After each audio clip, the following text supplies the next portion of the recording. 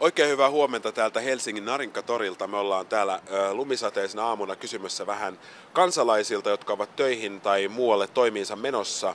Niin kysellään vähän heidän mielipiteitään kehitysavusta ja sen määrästä, kuinka paljon sitä pitäisi mennä ja kenelle ja minkä takia. Hei, mitä sä luulet, että tarkoittaa semmoinen luku kuin 0,7, jos puhutaan kehitysavusta ja kehitysmaista? Tosi pieni. Mun mielestä, että jos halutaan auttaa, niin kyllä se pitää olla suurempi silloin. No luulisin, että se on tämä osuus bruttokansantuotteesta, mikä käytetään kehitysapuun. Onko se tämmöinen suositus, mikä pitäisi auttaa kehitysapua vai? En osaa kyllä nyt ihan suoraan sanoa, että mistä tulee tämmöinen 0,7. Mä luulen, että se on jonkinlainen tavoite, että en tiedä kenen tavoite, mutta se on joku kansainvälinen tavoite kyllä, että sen verran pitäisi antaa niin kuin bruttokansantuotteesta niin kuin kehitysapuun. Ei mitään haju.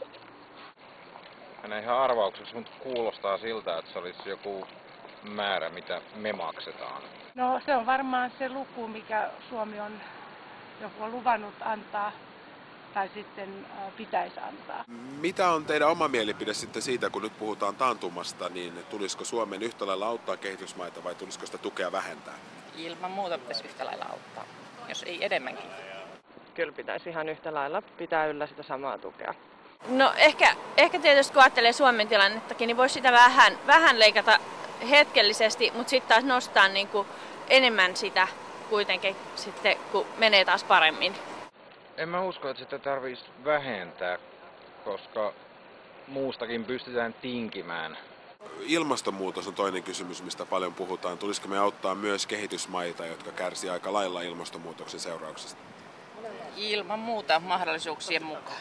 Mä suhtaudun vähän skeptisesti ilmastonmuutokseen, että siihen asiaan niin en suorastaan ota kantaa niin sen takia, että en oikein usko, että se on semmoinen asia, mihin ihmiskunta pystyy edes vaikuttamaan mitenkään. No kyllä, koska se yhteinen asiahan se on maapallolla varmaan. No kyllähän se vaikuttaa joka puolella Suomessakin, jos ajellaan paljon autoilla ja kaikki muita biofossiilisia aineita käytetään, niin totta kai se vaikuttaa, niin kyllä sillä niin kuin pystytään auttamaan niitä kanssa. No mitä luulette, että tarkoittaa termi siviilikriisinhallinta?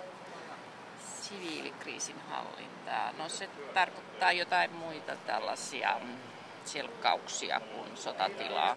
Kuullut kyllä sanan jossain ajankohtaisohjelmissa, mutta en ihan tarkkaa selitystä. No se on semmoista, että jos tulee joku onnettomuus, niin sitten on semmoisia, jotka niin kuin pystyy sitten lähteä auttamaan, että ne ei halua sotia, vaan auttaa esimerkiksi jotain onnettomuudessa loukkaantuneita tai muita, tai mennä juttelemaan ihmisten kanssa, jolla on huono olla, tai vanhuksien kanssa, just semmoista. Mahtavaa, kiitos ihan hirveästi. Sä olit mahtava.